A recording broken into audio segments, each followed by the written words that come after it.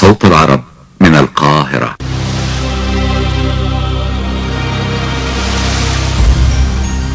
عندما تنتهي الفلسفة يبدأ العلم، ومن حيث ينتهي العلم يبدأ الخيال العلمي.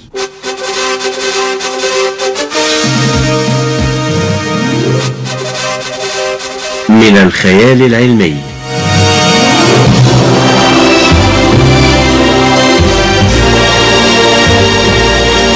يحلق فيه معكم صلاح معاطي.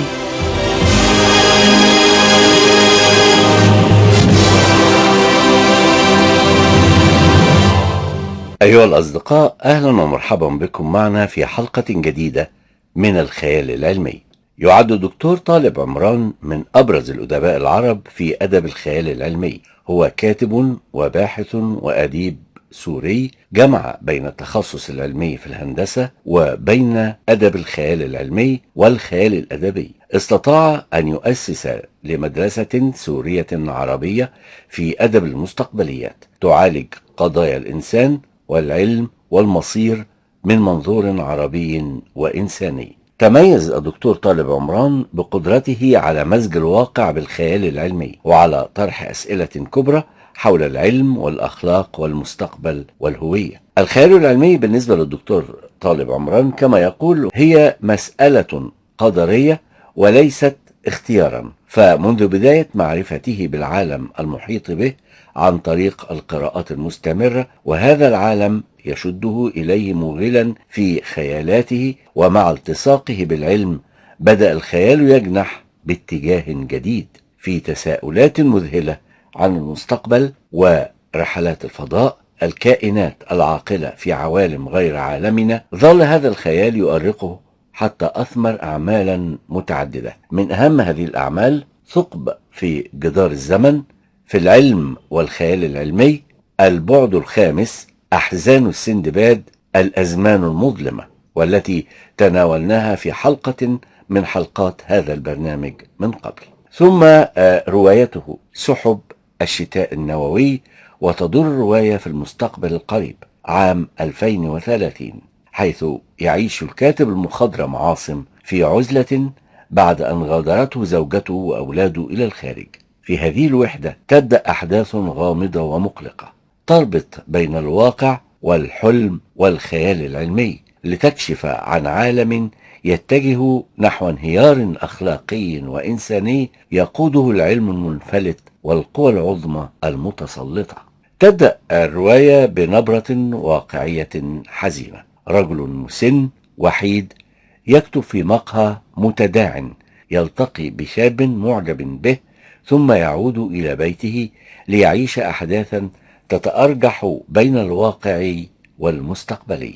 يتلقى عاصم طردا ملغوما وينجو بأعجوبة، لتبدأ سلسلة من التصعيدات الدرامية تتداخل فيها مكالمات مشبوهة ومؤامرات عالمية ومشاهد انهيار وعنف اجتماعي. بداية بنرحب بك دكتور طالب، أهلا ومرحبا بك في هذا اللقاء مع سحب الشتاء النووي. أهلا دكتور صلاح. ربما وضعت كل ما يمكن أن يقال عن سحب الشتاء النووي، كأن هذه الرواية ربما تعني الكثير لمن قرأها. أولا نريد أن نعرف كيف ولدت فكرة رواية سحب الشتاء النووي. طبعا هذه الرواية لم أفكر عندما كتبتها أن هناك أحداثا قد تحدث في المستقبل القريب فقط، وإنما لأن العالم كان يغلي بشكل غير مسبوق. يعني بدت ملامح حروب كثيرة، ربما حروب في المنطقة، ولكن هذه الحروب قد تتوسع فيما بعد، لأن مع الأسف القوة العالمية المتجبرة الآن وهي الولايات المتحدة هي قوة تحاول فرض هيمنتها على كل مكان في العالم، حتى على القطبين.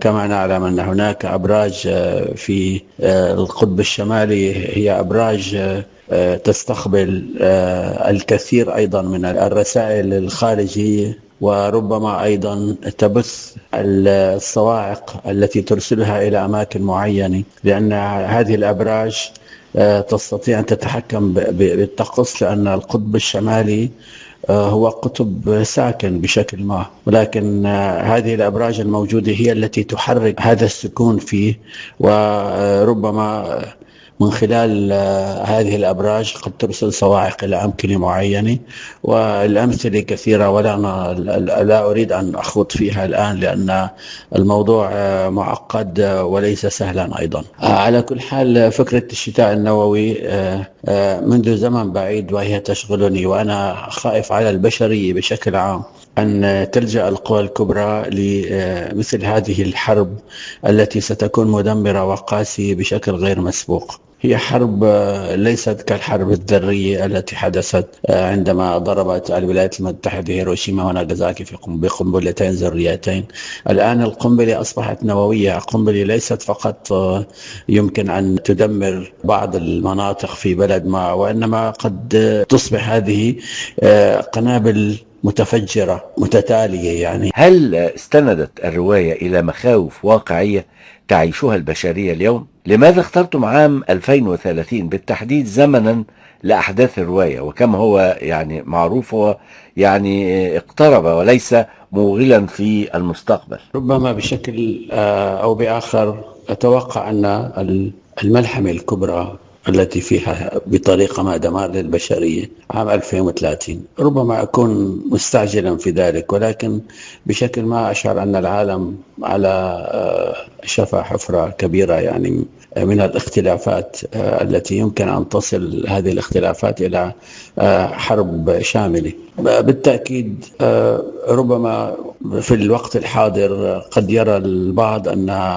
2030 هو قريب جدا، ولكن أشعر كما قلت أن مخاضا كبيرا مقبلا على عالم متغير، وهذا المخاض متسارع. يعني هناك حقائق كثيرة تنكشف، وأيضا وهي حقائق صادمة للبشرية، مثلا مثل جزيرة إبستين وما يحدث فيها مثلا. بالنسبة للرواية صاحب الشتاء النووي كما قلت، يعني أنا أتوقع بطريقة ما أن حربا إن حدثت ستكون حربا قاسمة وأيضا مدمرة بشكل غير مسبوق. دكتور طالب، من هو عاصم هذا؟ وهل يمثل جيلا معينا من المثقفين؟ بالنسبة لشخصية عاصم بالتأكيد كل مؤلف عندما يضع بعضا من يعني صفاته في شخصية البطل، يعني عاصم شخصية عادية جدا وضعته كمؤلف لروايات مستقبلية، وبشكل ما هناك نوع من يعني الشرح الخاص لتفاصيل حياته. وعاصم أيضا هو شخص يتوقع حدوث شيء، وهذا التوقع أيضا جعله ينبئ بهذا التوقع لإذاعة عالمية. لذلك القوى العظمى شعرت كأن عاصما ربما تمكن بطريقة ما من يعني اكتشاف سر أن القوى العظمى ربما تكون قريبة من تفجير حرب جديدة، لذلك حاولوا اغتياله. والصاروخ الذي انطلق نحوه وهو على عتبة البيت انفجر، ولكن الكائنات الفضائية أنقذته لأنها كانت تراقبه من قبل، وكانت تراقب أيضا ما يحدث على الأرض، وتشعر أن شيئا غير عادي قد يحدث للبشرية خلال فترة قصيرة يعني. لذلك أنقذته. وبالطبع هذا خيال علمي بالتأكيد، ولكني وضعت عاصم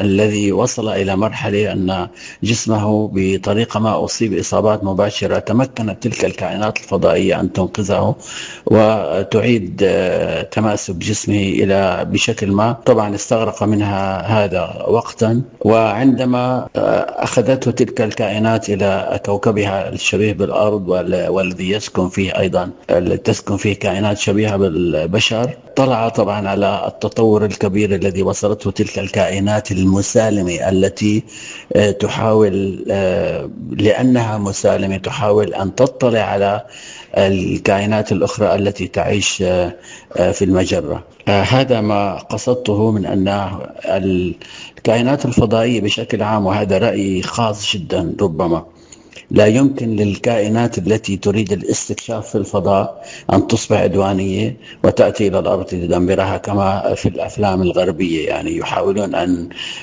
دائما أن يظهروا الكائنات الفضائية كأنها كائنات عدوانية تأتي لاستعمار الأرض. هناك الكثير من الأفلام الفانتازيا الغربية تتحدث عن غزو للأرض، ربما يمكن ذكر الكثير منها، ولكن أعتقد أن المستمع وخاصة من يتابع أيضا الخيال العلمي يمكن أن يتذكر الكثير من تلك النماذج التي تحكي عن كائنات فضائية تأتي إلى الأرض ليس للاستكشاف وإنما لاستعمار الأرض بشكل ما. تصور الرواية عالما تتحكم فيه قوى متسلطة، هل هو انعكاس للواقع الدولي الحالي؟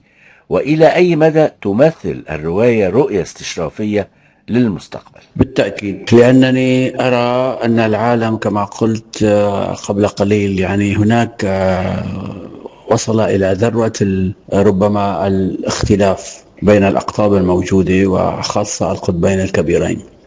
بالنسبة لي أمريكا هي تصنع دائما أسلحة التي لا يمكن تخيلها، بينما في الحقيقة أن هناك من يتخيلون أن هذه القوة العظمى التي تصنع هذه الأسلحة يتوقعون أنها أيضا يمكن أن تصل إلى ذروة الفناء عندما تطبق هذه الأسلحة في منطقة ما. لذلك القوى الأخرى التي أيضا ربما هي ليست معارضة فقط وإنما هي قوة منافسة كبيرة جدا، وأقصد الصين هي قوة غير عادية في الفترة الحالية، طبعا متقدمة علميا بشكل كبير، تخفي أسرارها أيضا بشكل كبير. لذلك أتوقع تحاول بطريقة ما القوة العظمى التي هي أمريكا أن تصل إلى الأسرار التي يمكن أن تكون مخفية بشكل غير مسبوق في الصين. الأسرار الموجودة هي أسرار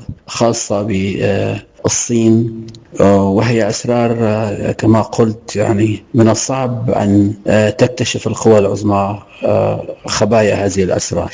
لذلك أتوقع أن الصين هي بالنسبة لأمريكا ربما تكون بشكل واضح تماما هي العدو الأكبر الأكثر تطورا التي يمكن أن تنافسها في المستقبل. لذلك يجب أن تدخل إلى أعماق هذه القوة وتفككها، وطبعا هي تحاول ولكنها من الصعب ذلك، لأن الصين هي كتلة كبيرة، لها أيضا شعبها الخاص، لها أيضا تطوراتها التقنية الكبيرة جدا والمخفية والتي لم يصل أحد إليها. يعني يتوقعون أن ماسك مثلا في أمريكا بدأ ينشر الروبوتات الذكية، ولكن الصين قامت بنشر هذه الروبوتات قبل سنوات، الروبوتات الذكية التي يمكن أن تقلد الإنسان في كل شيء تقريبا. لذلك اعتقدت أن ربما العدو الأكبر لأمريكا في العالم هي الصين. هل ترون أن الخيال العلمي أصبح ضرورة لفهم مستقبل الإنسان؟ يعني ليتك تعطينا أمثلة من أعمالك يا دكتور.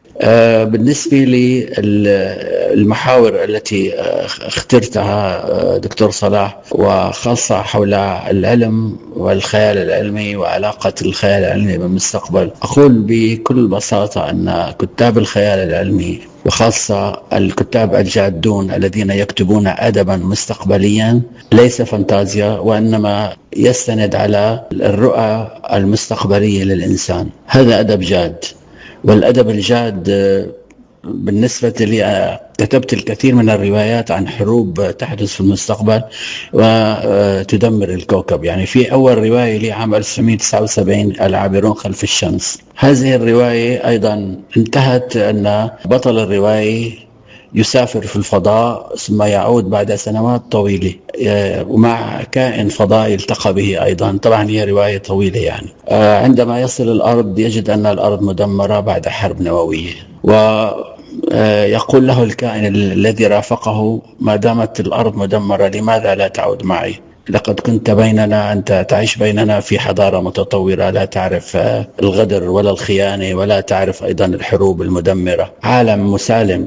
اقتنع بفكرته بشكل ما، ولكنه وهو يدور بين الأنقاض لاحظ أن هناك زهرة نبتت بين الأنقاض المدمرة، وامتد النسق إلى الأعلى، فقال في نفسه: كيف لهذه الزهرة أن تقاوم هذا الدمار، وأنا البشري الذي أحمل روحا فيها ذكريات وفيها أيضا عقل يمكن أن يجعلني أتعايش مع هذا الدمار لأبني شيئا ما لبشرية قد تكون قادمة بشكل جديد، يعني مختلف بعيدا عن الحروب. لذلك يبقى في الأرض بعد أن رأى تلك الزهرة. والفصل الأخير هو اسمه زهرة بين الأنقاض، هي الذي حركت فيه لواعج الذكريات القديمة الذي كان يعرفها في طفولته وفي شبابه، الذكريات من الأرض. لذلك قال للكائن: سأبقى هنا،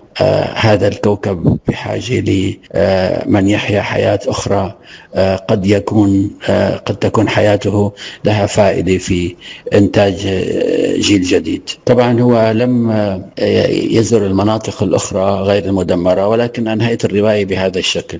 تتداخل في الرواية الأحلام والواقع والخيال العلمي.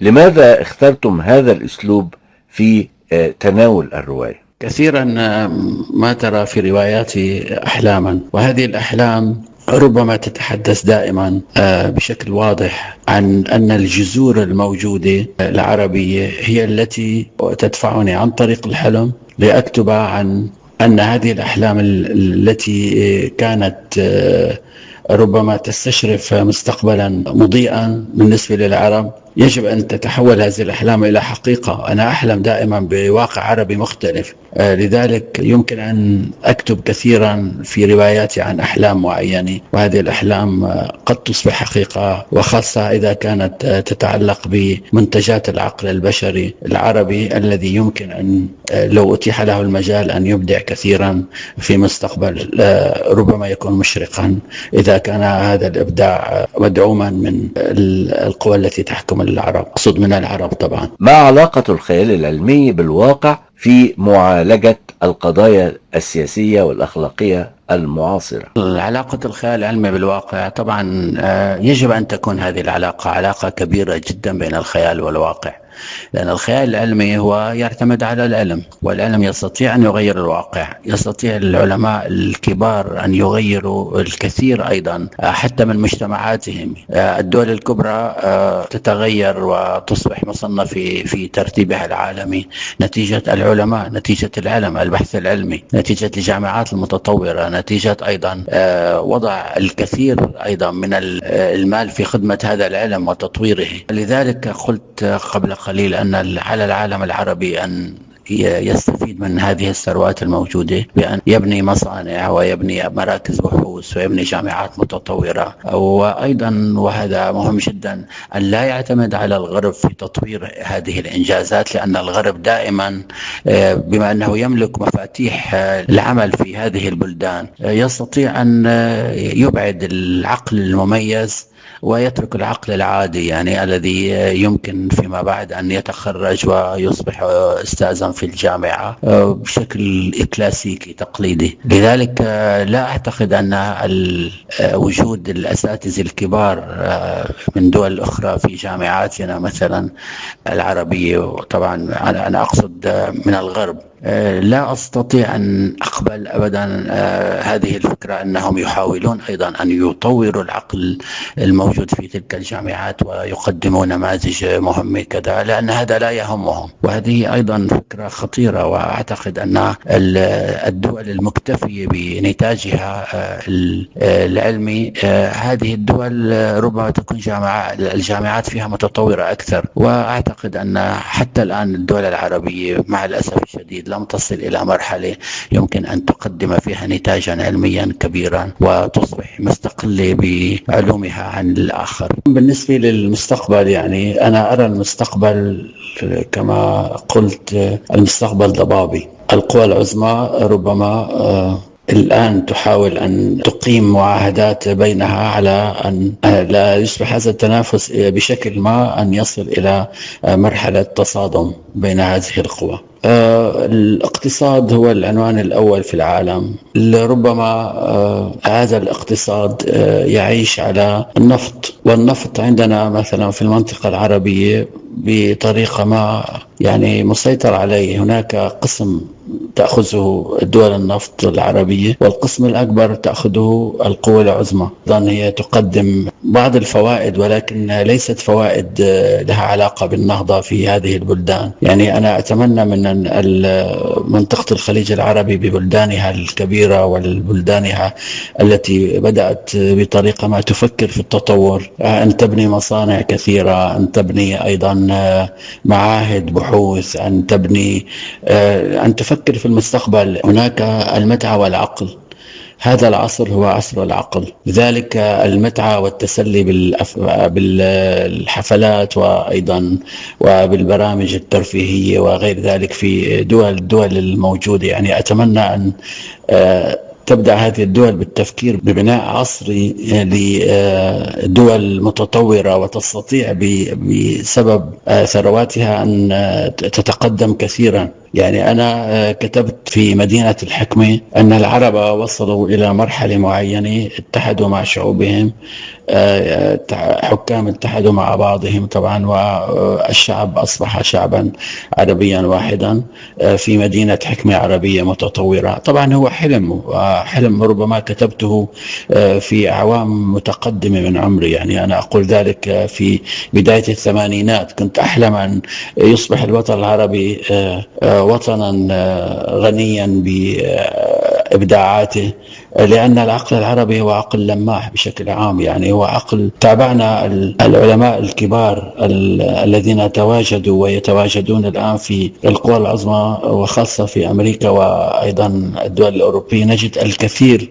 من العلماء العرب في المخابر المتطورة والجامعات المتطورة ومراكز البحوث، وهم يقدمون أعمالا كبيرة جدا. يعني هذا نوع من الحلم. كيف تنظرون إلى تطورات الذكاء الاصطناعي في ضوء هذه الرواية؟ بالنسبة للخطورة ما يحدث بالنسبة للذكاء الصناعي مثلا، أو التجارب التي تجرى في العالم، بالتأكيد لعبة الذكاء الصناعي هي لعبة، أنا أقول لعبة لأنها هي تبعد الإنسان عن تفكير. يعني تصور في بداياتنا مثلا كان الإنسان يستخدم عملية الجمع والطرح والضرب بشكل مباشر، يعني لا يعتمد على آلة حاسبة ولا على شيء آخر. تطورت الآلات الحاسبة، أصبحت هذه الآلات تحل كل المعضلات الموجودة، أصبحت البرمجيات منتشرة في العالم بشكل غير عادي، وهي تحل الكثير أيضا من المشاكل التقنية في الدول. ولكن الآن بعد الذكاء الصناعي والاعتماد على هذا الذكاء الصناعي بشكل غير عادي، نجد الكثير من التخريب الحاصل. يعني أنا مثلا سألني أحد الصحفيين عن طريق أسئلة كتبها وأرسلها لي، استنتجت فيما بعد أن كل هذه الأسئلة من الذكاء الصناعي. قلت له: أنت لم تكتب حرفا مما أرسلت إلي، وأنا آسف أني لن أجيبك عن هذا.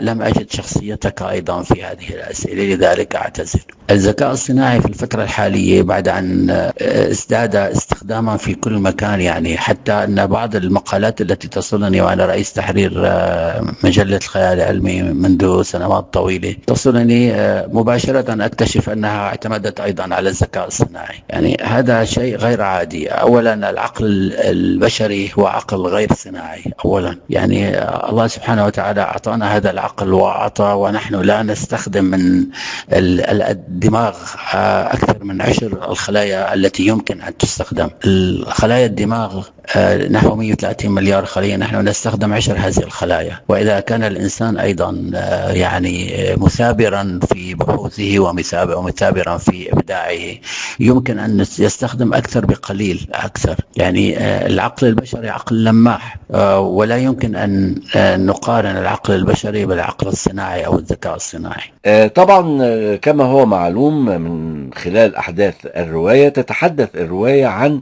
انهيار أخلاقي وقيمي. كيف تنظر دكتور طالب إلى المستقبل البشري في ظل هذا الانهيار الأخلاقي؟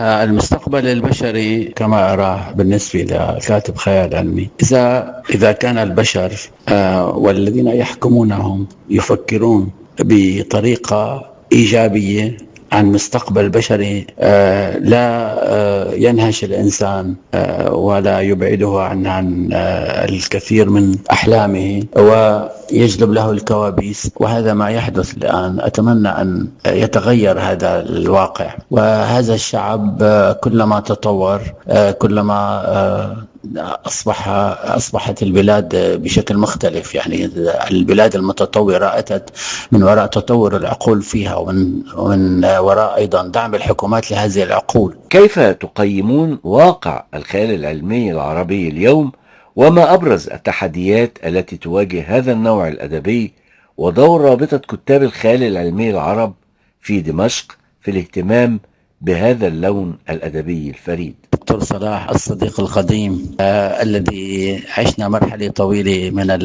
إنجازات الخيال العلمي معا، وقد كان أول مؤتمر الخيال العلمي في دمشق عام 2007، وتلاه أيضا مؤتمر في 2009، وكان المؤتمر الثاني أيضا كان أيضا شديد الأهمية لأنه أسسنا فيه الرابطة، وأيضا انضم إليه الكثير من كتاب الخيال العلمي العرب، الدكتور هادي عياد والدكتور كوثر عياد والدكتور قاسم من لبنان، وهو كاتب خيال علمي أيضا. وكان أيضا يزين هذا المؤتمر الأديب الكبير نهاد شريف، الذي هو أحد أهم كتاب الخيال العلمي كما أعتقد في المنطقة، يعني في المنطقة العربية وغير العربية. كان المؤتمر في عام 2009 أيضا حافلا أيضا بالإنجازات، من خلالها أيضا أسسنا مجلات وأسسنا برامج وأسسنا أيضا قاعات مستمرة لرابطة كتاب الخيال العلمي، التي أعتقد أنها ستكون ناجحة جدا في المستقبل إن شاء الله. أيضا يعني ستكون مستمرة رابطة دائمة، وكتاب الخيال العلمي كثروا، يعني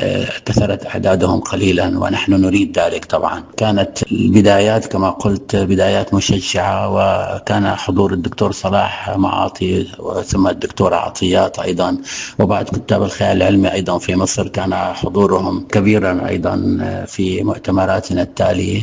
وأذكر أيضا مؤتمر الخيال العلمي أو ندوة الخيال العلمي التي كانت في 12 عام 2017، وقد خصصت هذه الندوة أيضا لدراسة آفاق المستقبل في أدب الخيال العلمي. أيها الأصدقاء، رواية سحب الشتاء النووي هي صرخة فكرية وإنسانية ضد العالم المندفع نحو الفناء الذاتي، ودرس في قدرة الخيال العلمي على التعبير عن القلق العربي والعالمي والإنساني في آن واحد. قد تصنف ضمن الروايات السوداوية أو الديستوبية، لكنها في جوهرها دعوة إلى الإيمان والوعي والإنسانية. في ختام هذا اللقاء نشكر ضيفنا الكبير الدكتور طالب عمران على هذه الإضاءة الثرية حول رواية سحب الشتاء النووي، تلك الرواية التي تجمع بين التشويق والرؤية الاستشرافية والتأمل العميق في مصير الإنسان ومستقبل الحضارة. دكتور صلاح، أشكر لك حضورك في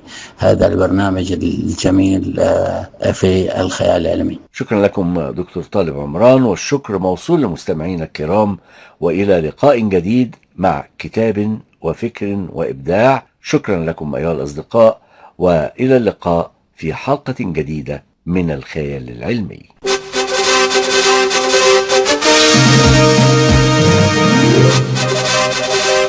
من الخيال العلمي.